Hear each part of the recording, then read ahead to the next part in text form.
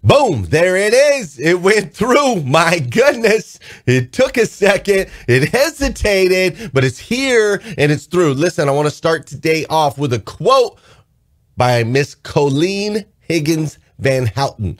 That's right. I'm sitting here this morning with my Rise and Grind planner that I use every single day to reset my day. And at the top of the planner, there are quotes that are submitted by people that are in the hashtag Rise and Grind group. I love it. Great. Best way to start the day. So this quote was submitted by Colleen Higgins Van Houten. And the quote says this: sometimes we are tested not to show our weaknesses, but to discover our strengths. Sometimes we are tested not to show our weaknesses, but to discover our strength. As I read that this morning, I thought, my goodness, they must be talking about 2020, right? I think in 2020, we were tested. And I think we continue to be tested coming through this COVID season. So here we are being tested, but we're not being tested to show our weaknesses. We're ultimately discovering our strengths.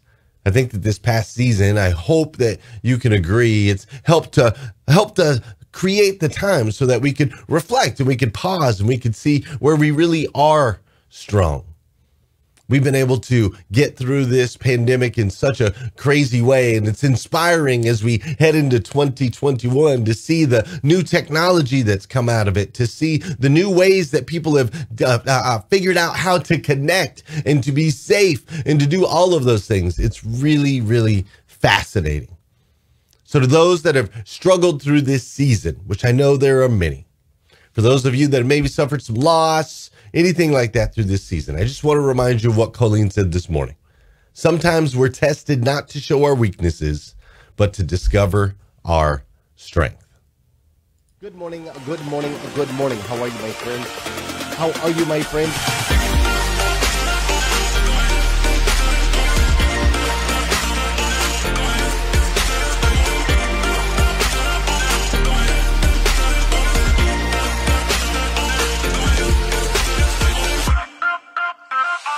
See, there's no excuse for you not pushing yourself to the next level. In order for you to create a new you must have a new mindset. When teams come together, we can create things that are greater than the sum of all of their parts.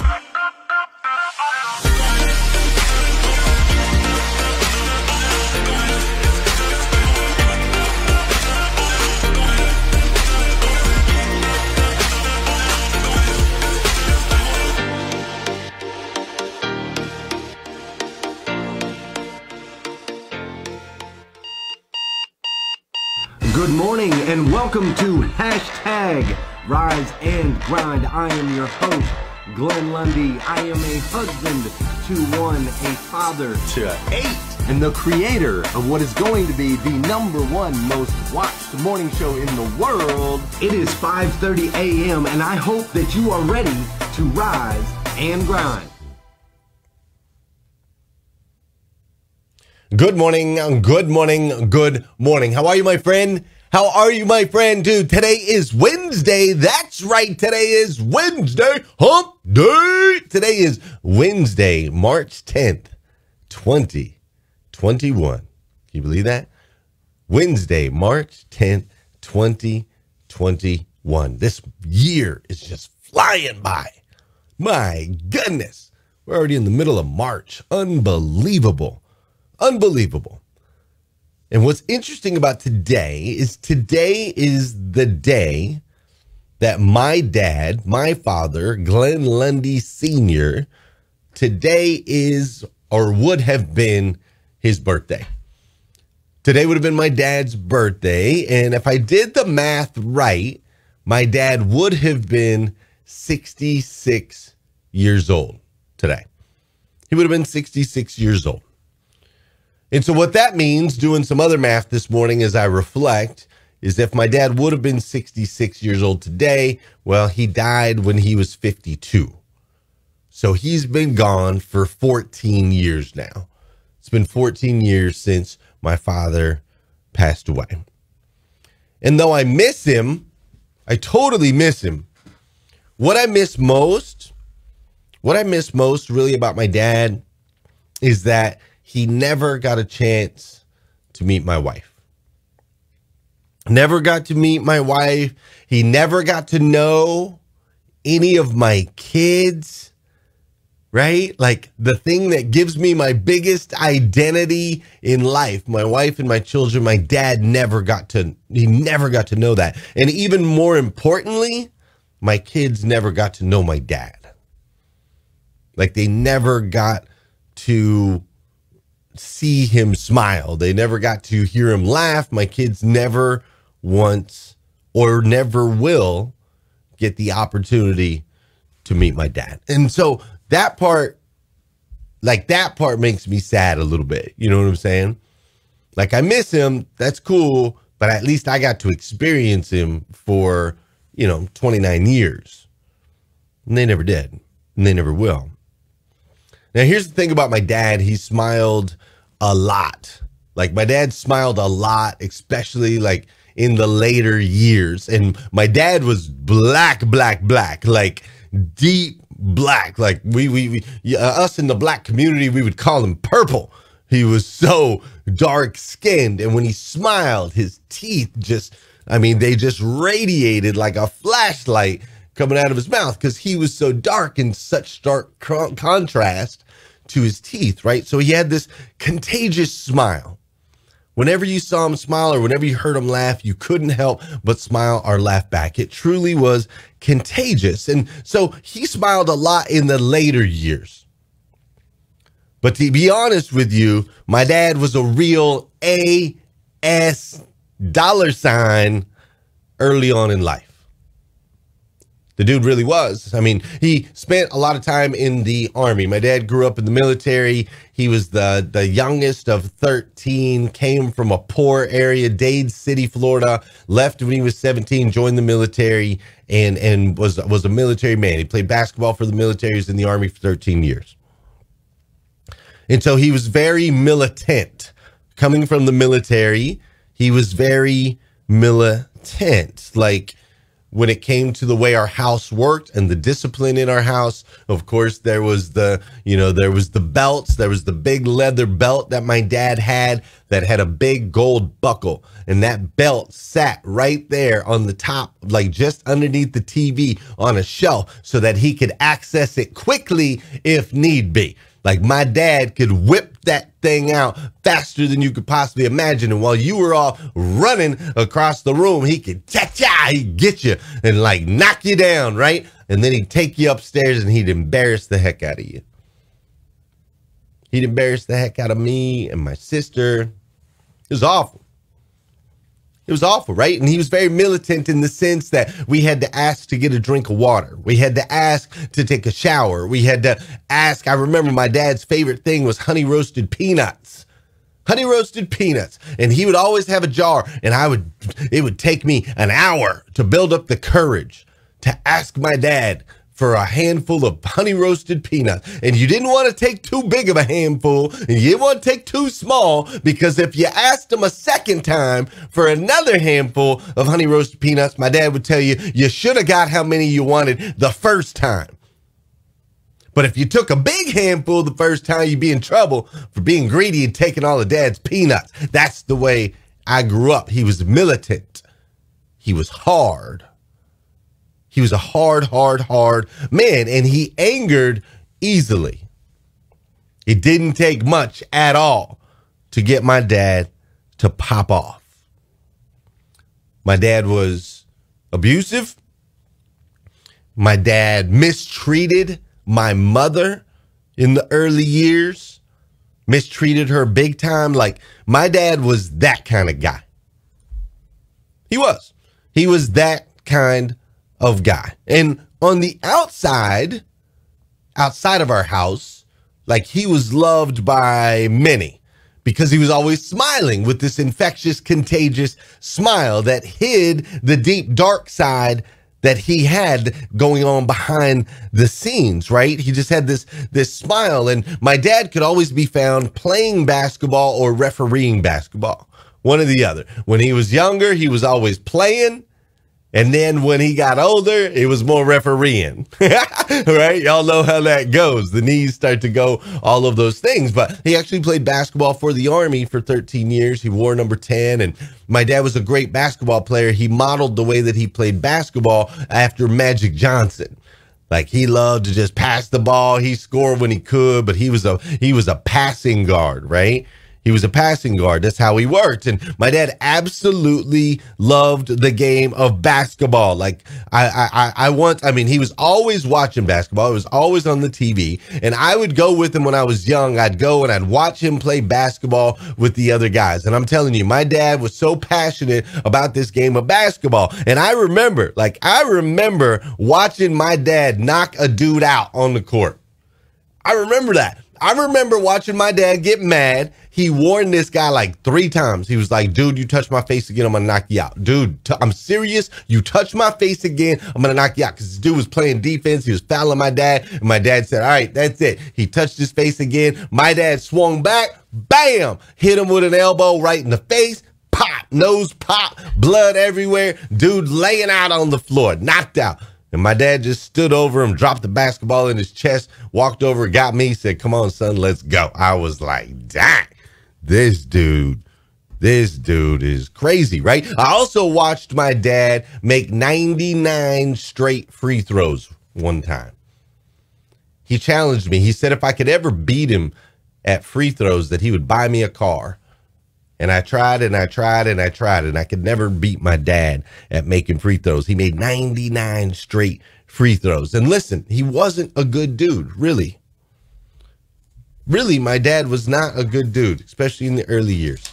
I'm just being honest with you. But you know what? He was my dad. He was my dad. And later in life, he changed. Later in life, he changed after being divorced twice. He had his bachelor pad. He had softened up a little bit. And he started to settle in, right? He had really settled into a factory worker. My dad was a factory worker at the Walgreens warehouse, driving forklifts and putting all the stuff up into the, up into the trucks, packaging all that stuff up. So he was a forklift driver. He had really settled into that, been divorced twice, kind of on his own, and he softened up a little bit. Now, I, on the other hand, as my dad softened up, I, on the other hand, was a knucklehead. I was a total knucklehead. I was like in and out of jail. I was homeless at one point in one season. I owed everybody something, some type of money or some type of apology. I was a gambler, etc. Like, I was not much of a person for my dad to be proud of. And I think he would say that he wasn't much of a dad to be proud of in the early years. But all of that was starting to change. It really was. It was starting to change, and our relationship was starting to grow, and we were starting to become more friends, and I was starting to understand him a little bit, and he was starting to understand me a little bit, right? All of that was starting to change, and just as that was starting to change, one day, poof, he was gone. He laid down on a Sunday afternoon to take a nap, and he never woke up. That was it. Now, what was interesting is my dad used to always say, when we were younger, he would say, the day I die, I just hope that I go to bed one day with socks on my feet and I never wake up. That's what he would say. He would say, I don't ever want to be sick and have tubes coming in and out of me and be stuck on life support, or I don't want to get old. I just hope that one day I lay down and I take a nap with socks on my feet and I never wake up. And that's exactly how he passed away. He laid down and my little brother found him a few hours later. Now,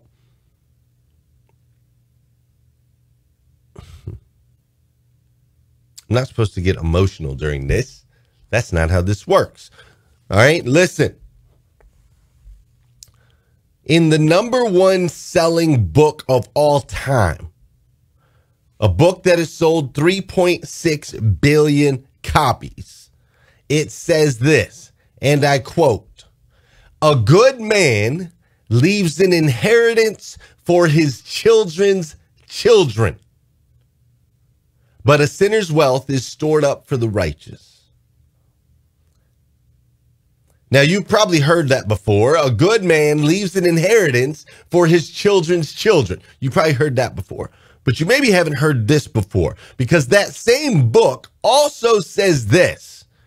It says, "The Lord passed by in front of him and proclaimed, the Lord God, compassionate and gracious, slow to anger and abounding in loving kindness and truth, who keeps loving kindness for thousands, who forgives iniquity, transgressions, and sins." Basically, they're hyping this dude up, right? They're saying God is compassionate. God is gracious. He is slow to anger. He is abounding in kindness and truth. He keeps that loving kindness for thousands. He forgives inequity, transgressions, and sins. And here's what it says. Listen to me now. Here's what it says. After all of that, after saying this amazing, graceful, gracious God does all of those things, listen to what it says here. "Yet he will by no means leave the guilty unpunished, visiting the inequity of the fathers on the children and on the grandchildren, even to the third and fourth generations." Here's what that means. I want you to put those two verses from the #1 selling book of all time. I want you to put them together. And here's what you get. Good or bad, the decisions you make today matter. The lives that will be impacted by your legacy, good or bad, are at stake. And there are a lot of them. So let's dive into this a little bit further. Before we do, though, you know what we got to do on this show. You know what we got to do. Which song we listening to today? Oh, you guys don't have that one over there. We'll go with this one right here. Come on, turn it up. Let's go. Let's go. Turn it up. Woo-hoo-hoo. I know I got deep on y'all. Y'all are like, "Dang, Glenn, it's early. You gang banging on bacon?" I know I got deep on you early today. But listen, this is serious talk. You and I are friends. You and I are friends. And to be kind is to be clear, is what I believe. Listen, for those of you that know and those of you that don't know, this is the part of the show where if you haven't done so already, hit that share button. If you're over on Clubhouse, I need you to hit the plus sign. If you're over here on Instagram, grab a friend, share it out, whatever it is, however you got to do it. This is also the part of the show where I want to say good morning to you, and I want you to say good morning to me. Whether you're watching live or you're watching on replay, whether you're listening to the podcast, you're over on YouTube, wherever it's at, Clubhouse, I want you to connect with me, all right? On Clubhouse, just hit that follow button, and we can connect that way. Whatever you want to do, but I want you to connect with me because it's all about connection and network, all right? With that said, I want to say good morning to Rodney Richardson. What's up, Rodney? How you doing, Dana Fishbein? Great to see you. Kim Fair, great to see you as well. Tamika, 150 squats. Come on, girl. Stephanie Terry's up in here. Will Ramsey's in here as well. Mr. Terry LaPierre. We got Lisa Cook is in the house. Angela Ventures Heath. We've also got Adam Hadabio. What's up, Adam? Bro, long time no see, brother. Great to see you. We got Carol Feely up in the house today. Mr. Brad Smith over on Instagram. We got Kathleen and Rick Shinniger's up in here. Drop it in the comments so I can see y'all. I see you up. You guys are listening. You're watching, but drop it in the comments. What's up, Jess Corrett? Great to see you. How you doing, Watley World? I see Solana Rich and John Ayano up in the house. What's up, Nabilda Monaco Ching? Great to see you as well. And Max Bogle, 88. And then over here on Clubhouse, of course, my man Curtis, the Olympian, is in the house. Mr. Coach Isaac is up in here. Alyssa's representing. Of course, we got Tamra getting ready to be my TikTok master partner up in the house. Elliot's up in here. The one and only Brielle is joined us on Breakfast with Champions at 2:30 in the morning, her time. We got Joseph in the house. Simon and Jesse is here this morning. Of course, we've got Ed, Michael, Mario, Kiru, Robert, and Malcolm. We got Travis and Sarah. We got Mello and Cannabis. Apparently, we got some cannabis hanging out over in Clubhouse, too. We got my man, Benny, who needs to be up here hanging out with us. So I'm going to go and grab Benny. We've also got Barbara in the house. Great to see you, Barbara. And my man, Bill, is up in here as well. Great to see all y'all over there on Clubhouse. Boom. Let's go.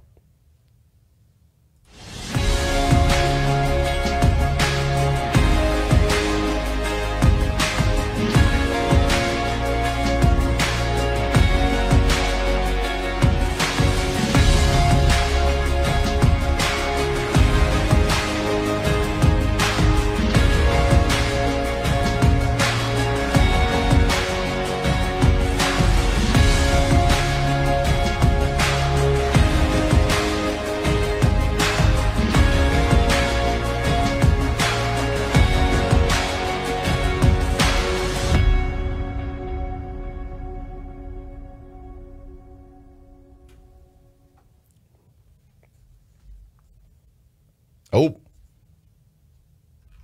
there we are. My bad, dude. Listen, my dad left a legacy. All right. My dad left a legacy. He really did. He left me a little bit of childhood trauma. He left that as part of his legacy. When he passed away, he did have a life insurance policy, and all the money went to my stepmother. So each of us kids, there was 8 of us total. We each did get $1,000. He left us that. He left us $1,000. He also left us, 3 divorces. So a couple different stepmoms. He left us stories of a couple different multiple affairs that he had as part of his legacy. And on top of that, he had a legacy of making people laugh. Like, I'll give him that. My dad was funny, man. My dad would make you laugh, and his smile truly was infectious. So I totally get him that. I give him that.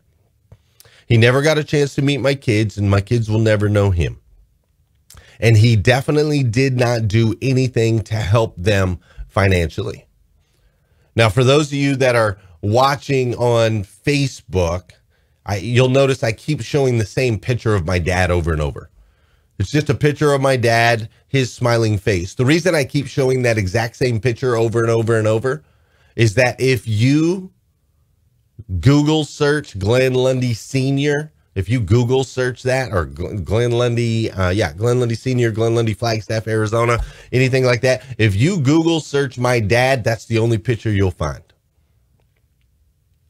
It's it. It's like the last one left in internet world.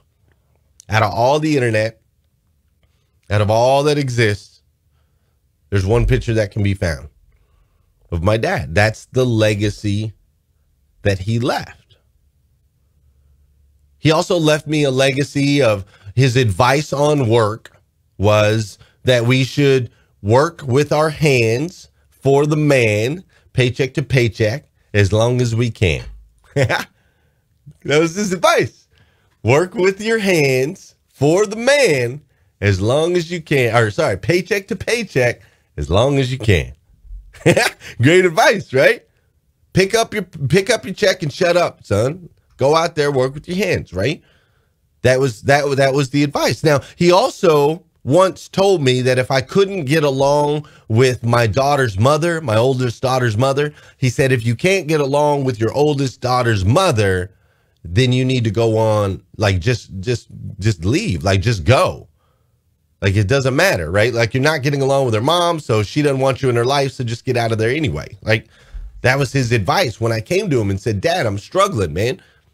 I'm struggling. Like, I can't see my daughter. I'm fighting with the ex. I love my daughter. What do? He's like, bro, just go. And guess what? I did.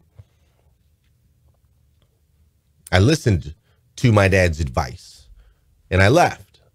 And I didn't see my daughter for 8 years. I lost custody of her. I gave up on fighting for her, and I didn't see her for 8 years. Now, 8 years later, she came back at age 14, and now she's 21, and she's in my life, and I'm extremely thankful for that. But that was the advice that I got from my dad.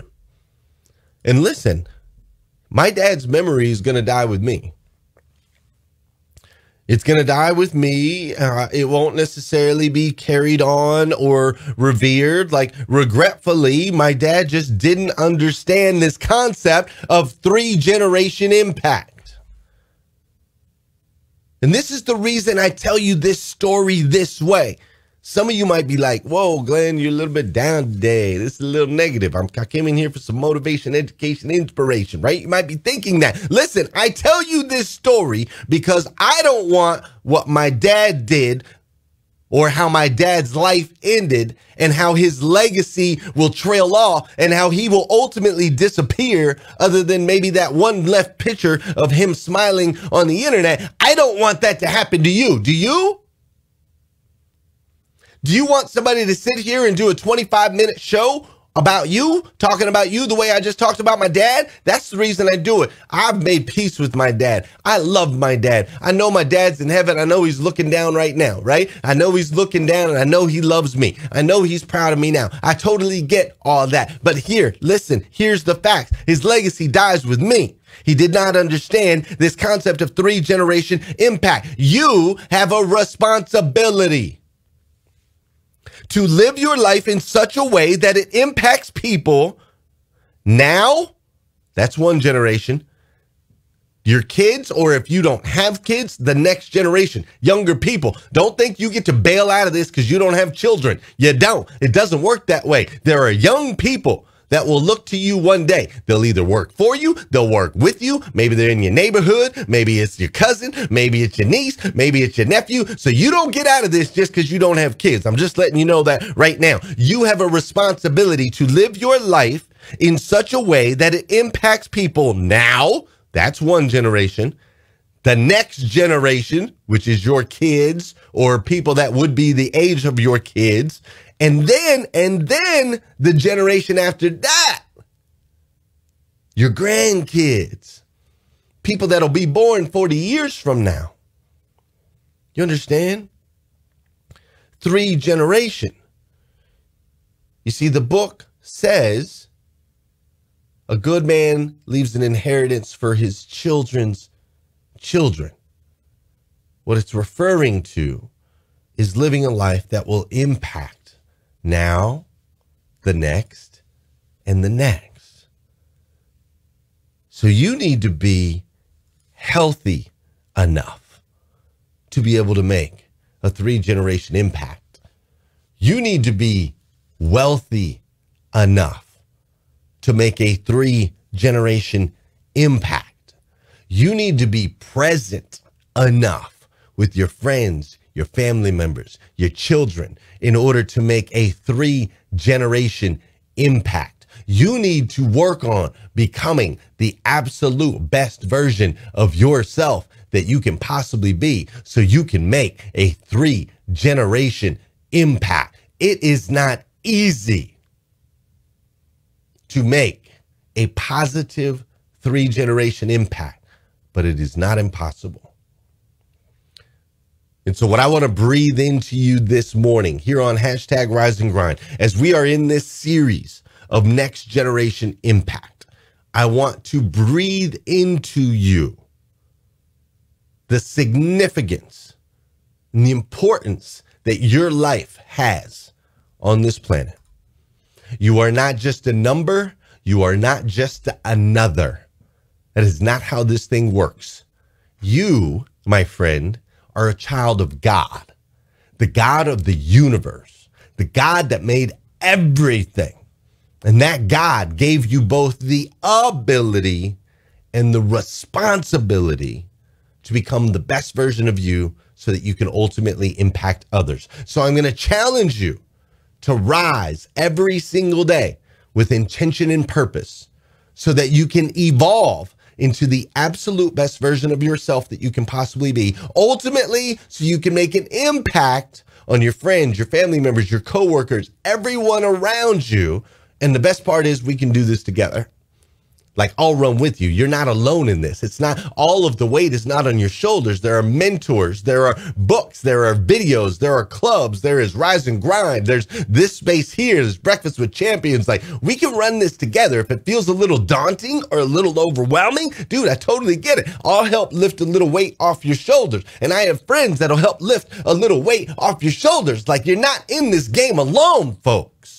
But it is significant. Like, you are so significant. And it is so incredibly important that you take this thing called life seriously. Because you never know the day you're going to lay down to take a nap and never wake up. Approach it with urgency, my friends. It matters.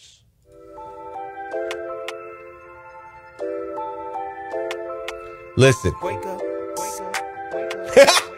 you guys are like, dang. All right, buddy. Haven't even had my first coffee yet. Hey, that's how we roll, man. That's how we roll. To be kind is to be clear. I'm a firm believer in that. Listen, if you need more videos like this, you can go to GlennLundy.com. That's right. Head on over there, get more videos. If you're not a part of the hashtag Rise and Grind group on Facebook, make sure you come join that group. You're going to want to do that. And if you would like, I'm going to head over to Clubhouse and I'm going to hang out in Breakfast with Champions. All right. I'm going to go hang out, Breakfast with Champions. We do some Q&A. We talk about the show. We've got some celebrity guests a little bit later today. We got all kinds of stuff going on. So if you want to go hang out with me on Clubhouse, we'll be there until 11 a.m. Eastern time. You're welcome to do that. But most importantly, go out there, have an incredible day today.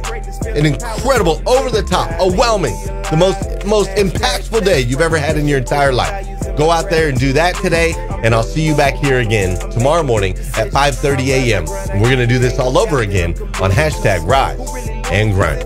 See ya. I'm focused on my physical, I'm developing spiritually and manifesting miracles. I'm gonna get it started, have a party in the morning, and I'ma wake the world is so alarming. I hashtag Rise and Grind, hashtag Rise and Grind. First thing on my mind, early in the morning time. Daily motivation, feeling so divine. Waking up the nation, hashtag Rise and Grind, hashtag Rise and Grind, grind, grind, hashtag Rise and Grind, grind, grind, hashtag Rise and Grind.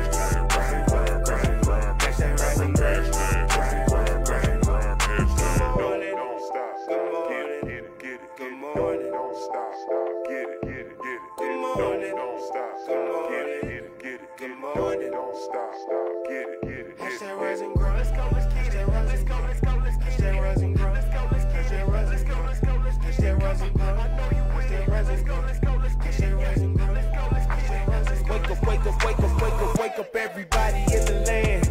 Make them all get up and turn the volume up and dance. I'm up like a rooster about my future. Better get used to the routine. I ain't sleep, I'm living the dream. Feeling like I can do anything. Cause this is God's plan. I wake up, I thank the man. Brush my teeth and wash my hands. Then I get back to the grind. Got victory on my mind.